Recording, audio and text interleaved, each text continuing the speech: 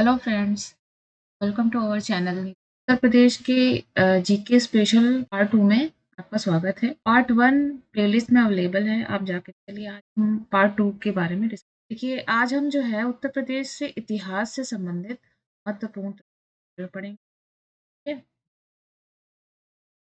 पहला क्या देखते हैं, मानव का जो प्रथम बसाव है वो उत्तर प्रदेश में कहाँ देखने को मिलता है।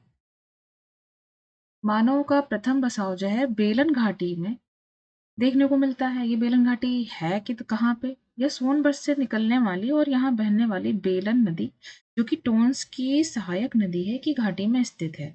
ये बेलन की जो घाटी है, ये जो है इलाहाबाद के आसपास है। देखते हैं दूसरा पॉइंट। यहाँ पूरा पाषाण काल के तीनों कालों के अवशेष प्राप्त होते हैं।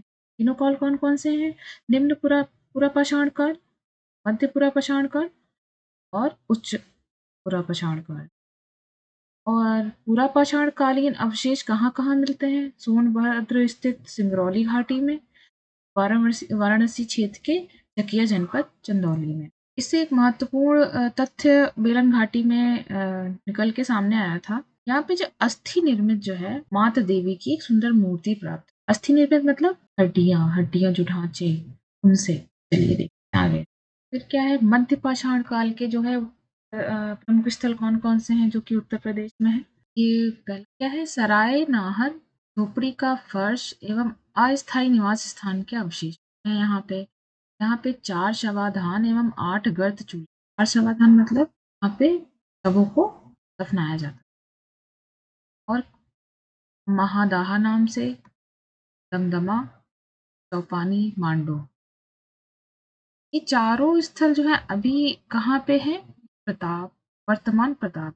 फिर नवपाषाण काल के प्रमुख स्थल कौन कौन से हैं जो कि यूपी में स्थित हैं? कौन कौन से हैं? कोल डेहवा, महगढ़ा, पंचोह, संत कबीर नगर जनपद का लहुरा देवस्थान। ये चारों कहाँ पे स्थित है? ये चारों प्रयागराज में, जो बेलन नदी के तट पर स्थित। ये चारों प्रयागराज। प्रथम बसाव कहाँ पे था? बेलन नदी पे ही तो था, बेलन नदी के तट पर। और यहाँ से क्या-क्या चीज़ें प्राप्त हुई इन पुरास्थलों से? कृषि, कच्ची ईंटें, घास-फूस, बने आवास के साक्ष्य प्राप्त हुए हैं। फिर हड़प्पा कालीन बस्तियाँ कौन-कौन सी थी? हड़प्पा कालीन से संबंध रखती थी। एक तो पहली क्या है, हुलास है जो कि आज के सहारनपुर में है। बड़ा गाँव बागपत में है। मानपुरा क्षेत्र ये बुलंदशहर में आता है। कैराना क्षेत्र ये शामली में आता है। मांडी गांव ये मुजफ्फरनगर में पड़ता है। और आलमगीरपुर मेरठ में पड़ता है। ये जो मेरठ क्षेत्र में आलमगीरपुर, इस पूरा स्थल की खोज जो है 1958 में यज्ञदत्त शाह ने की। इसे परसाराम का खेरा नाम से भी जाना जाता है परसाराम का खेरा। और ये कहाँ पे है? उत्तर प्रदेश, ये आलमगीर का क्षेत्र मेरठ जनपद के अंतर्गत यमुना की जो सहायक नदी है हिंडन नदी, इसके तट पर बसा एक नगर है। फिर उत्तर वैदिक काल में उत्तर प्रदेश में इसका क्या था, इसमें क्या क्या क्षेत्र आते हैं उसके बाद। उत्तर प्रदेश में जो है उत्तर वैदिक काल से जो है पांचाल राज्य देखने को, जो कानपुर से वाराणसी के मध्य गंगा मैदान में फैला। पांचाल राज्य कानपुर और वाराणसी के मध्य में था। इसके अंतर्गत कौन कौन से क्षेत्र आते थे? बदायूं, बरेली और फर्रुखाबाद के क्षेत्र भी आते थे। पांचाल राज्य की राजधानी क्या थी उस समय? कांपिल्य थी। कांपिल्य थी। और ये वर्तमान में क्या है? फर्रुखाबाद। कांपिल्य जो है आज के टाइम पे किस नाम से जाना जाता है? फर्रुखाबाद। और क्या था? और काशी जो कि वाराणसी में स्थित थी। काशी के राजा कौन थे? अजातशत्रु। और वैदिक काल। फिर वैदिक काल में आते हैं तो वैदिक काल के 16 महाजनपद, वैदिक काल में 16 महाजनपद थे भारत में, जिनमें से 8 जो हैं यूपी में उपस्थित।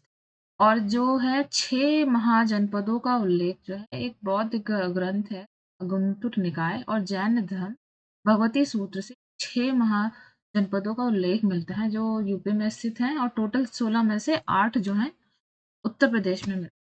पहला कौन-सा क्षेत्र है? कौशल का, कौशल महाजनपद, जो आज के वर्तमान अयोध्या, श्रावस्ती, बस्ती एवं लखनऊ। दूसरा क्या? काशी, ये आज का वर्तमान जो है मथुरा क्षेत्र है। कुरु, ये भी मथुरा क्षेत्र में ही आता है। पांचाल महाजनपद, ये भी मथुरा क्षेत्र में आता है। सूरसेन महाजनपद, ये भी मथुरा क्षेत्र में आता है।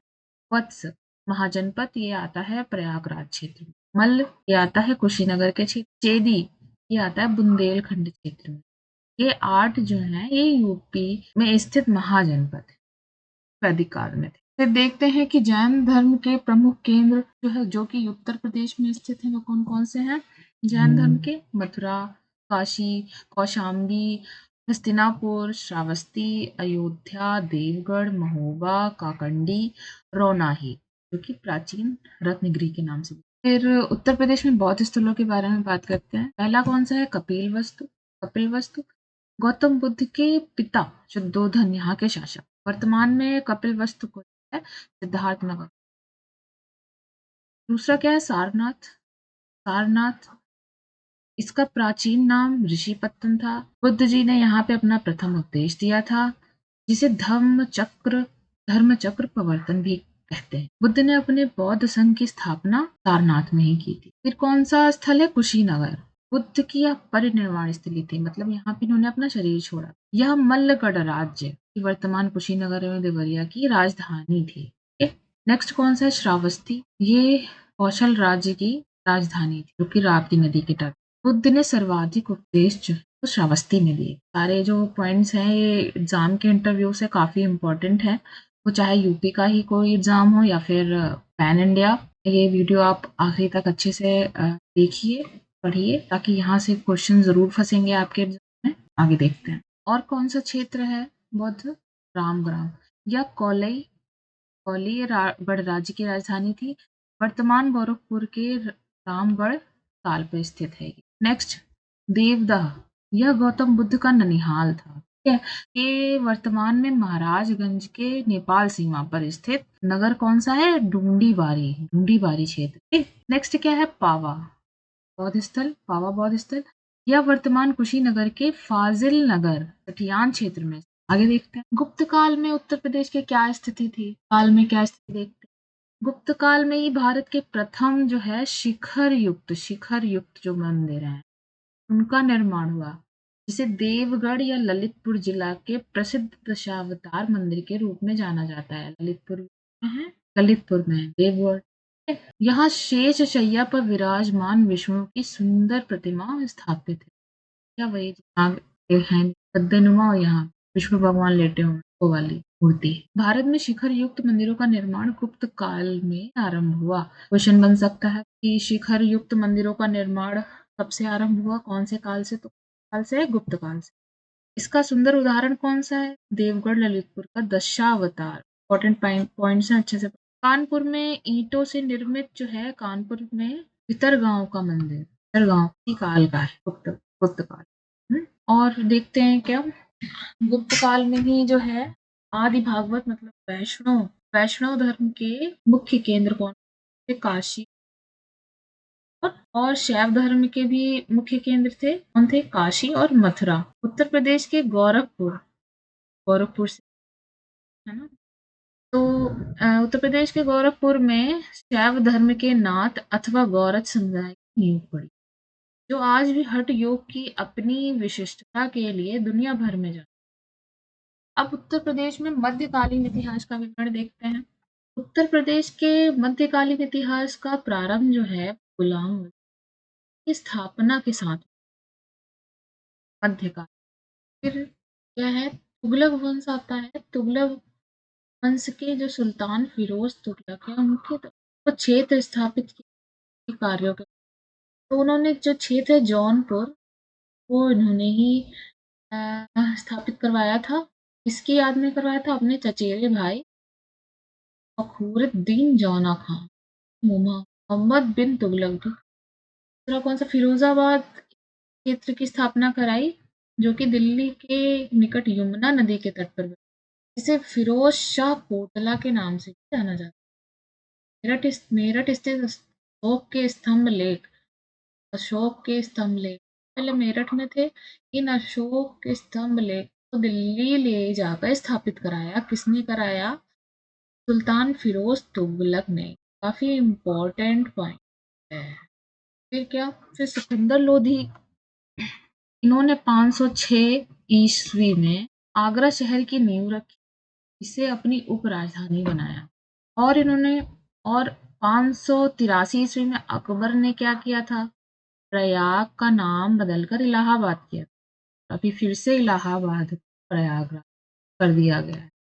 फिर देखते 1572 ईस्वी में अकबर ने गुजरात विजय के बाद शेख सलीम चिश्ती के आदर में आगरा से 36 किलोमीटर दूर दूरी पर क्या फतेहपुर सीकरी नामक शहर का निर्माण किसने कराया? अकबर ने कराया। प्रयाग का नाम इलाहाबाद किसने किया था? अकबर ने किया था। और आगरा शहर की नींव किसने डाली थी? सिकंदर लोधी ने डाली थी। अशोक के स्तंभ एक मेरठ से दिल्ली कौन लेके गया? किसने स्थापित कराया? फिरोज तुगलक ने। फिरोजाबाद और जौनपुर की स्थापना कराई सुल्तान फिरोज।